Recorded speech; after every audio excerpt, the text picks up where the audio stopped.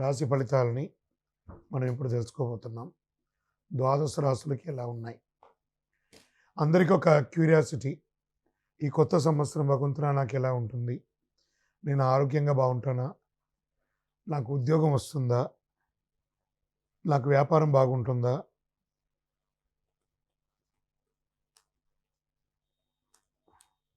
నాకు real estate బాగుంటుందా? ఇలా ఒక్కొక్కరికి ఒక్కొక్క రకమైనటువంటి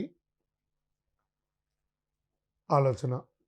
ఉగాది తర్వాత శ్రీ పరాభవనామ సంవత్సరం కూడా వచ్చేస్తుంది. దాని తర్వాత మనం ఉగాది పంచాంగ శ్రవణాన్ని కూడా మనం చేసుకుంటాం. ఈలోపు ఈ జనవరి 1వ తారీఖు నుండి డిసెంబర్ 31 వరకు ఈ ద్వాదశ రాశులకి ఎలా ఉందో తెలుసుకోబోతున్నాం. అన్నిటికంటే ముందు జాతకం అనేది పడుతున్న వర్షానికి ఒక గొడుగు మాత్రమే, కానీ జాతకం జీవితం కాదు.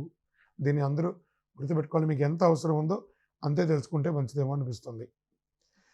ముందుగా 2026 మేషరాశి వారికి ఎలా ఉంది అంటే, ప్రస్తుతం మేషరాశిలో శని భగవానుడు 12వ స్థానంలో సంచరిస్తున్నాడు. ఈ కారణంగా ఇది విరయ శని ప్రభావం అంటారు.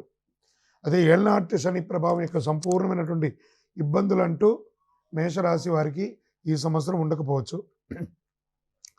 2027 జూన్ నుండి జన్మశని ప్రారంభమవుతుంది కాబట్టి అప్పటి నుంచి కాస్త ఇబ్బంది వచ్చే అవకాశాలు ఉన్నాయి. అందుకే 2026 మేషరాశి వారికి ఎవరిని అంతగా ఎక్కువ నమ్మకూడదు. ఎందుకంటే విరయ శని అన్నారు కదా, మానసిక ఒత్తిడుల కారణంగా చాలా ఇబ్బందులు వచ్చే అవకాశాలు ఉన్నాయి. నేను మా అన్నని నమ్ముతాను, మా తమ్ముడిని నమ్ముతాను, మా బంధువుని నమ్ముతాను, నా ఫ్రెండ్స్ని నమ్ముతానని చెప్పి నమ్మి పెట్టుబడి పెట్టి మోసపోకండి మేషరాశి మిత్రులారా. ఇతరులను పూర్తిగా నమ్మి పెట్టే ప్రయత్నం